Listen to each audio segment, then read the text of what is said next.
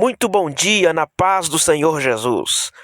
É o devocional diário de jovens e adultos da Escola Bíblica Dominical da edição especial da CPAD que está chegando até você com a palavra de Deus para o teu coração.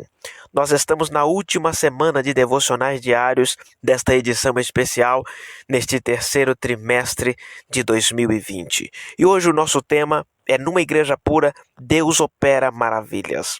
O texto está em Marcos capítulo 16, a partir do versículo 17, que nos diz assim: Estes sinais acompanharão os que crerem. Em meu nome expulsarão demônios, falarão novas línguas, pegarão em serpentes, e se beberem algum veneno mortal, não lhes fará mal nenhum. Imporão as mãos sobre os doentes e estes ficarão curados. Depois de lhes ter falado, o Senhor Jesus foi elevado ao céu e assentou-se à direita de Deus. Então os discípulos saíram e pregaram por toda parte, e o Senhor cooperava com eles, confirmando-lhes a palavra com os sinais que a acompanhavam. Vimos que Jesus, pouco antes de ser assunto ao céu, ele dá as últimas orientações aos seus discípulos. E desta feita, nós chamamos de a grande comissão de Cristo a todos os seus discípulos. Em todo o mundo, diga-se de passagem. No Evangelho segundo escreveu Marcos, inicia esta ordem no capítulo de número 16, no versículo 15. Ide por todo o mundo, pregai o evangelho a toda a criatura.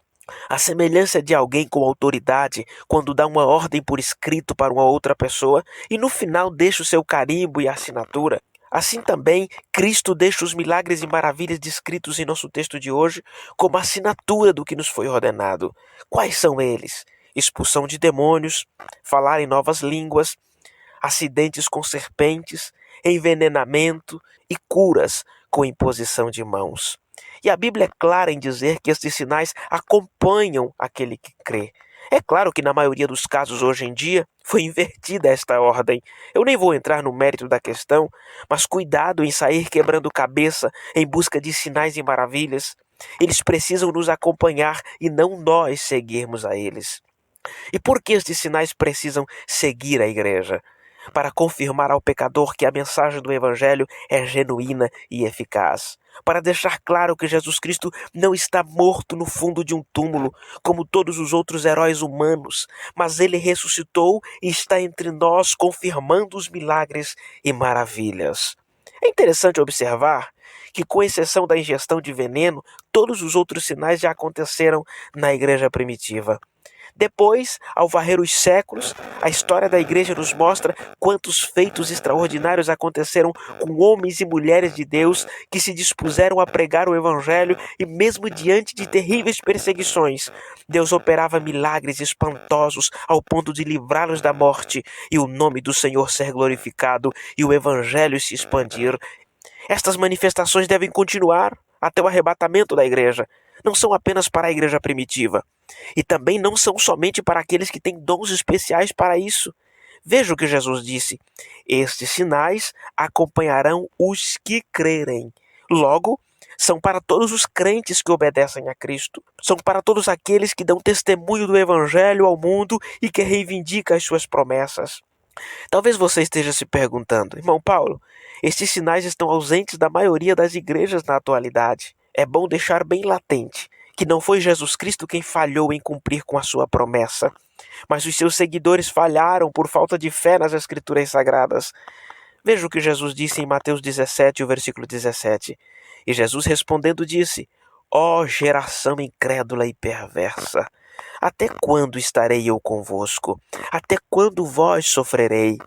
A igreja na pós-modernidade precisa entender que para estes sinais nos seguir, nós temos que levar mais a sério o mundo espiritual, termos uma vida de constante oração, lutarmos contra o reino das trevas, entendendo que somente vivendo em retidão e submissão ao Espírito Santo é que podemos ter poder e autoridade contra as forças satânicas e seus demônios.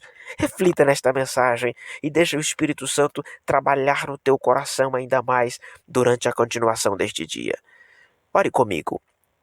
Querido Deus, nesta hora, Senhor, nós agradecemos a Ti por este dia, por esta semana que ainda está no início. Eu quero Te louvar pela vida desta pessoa que ora comigo neste momento, que faz parte da igreja, da noiva do Cordeiro, e que precisa ter estes sinais que acabamos de ler aqui. seguindo-a. Em nome de Jesus Cristo, dai-nos graça, dai-nos sabedoria, dai-nos uma vida de retidão na tua presença, para que nós possamos ter a condição de reivindicar estes milagres, estes sinais em nossas vidas, em todos os dias em que vivermos na terra, que o mundo, ao olhar a tua igreja, possa dizer realmente: o Senhor Jesus está agindo ali, fazendo com que a tua palavra seja cada dia mais demonstrada a sua autoridade, o seu poder. Em nome de Jesus nós pedimos e nós agradecemos a ti.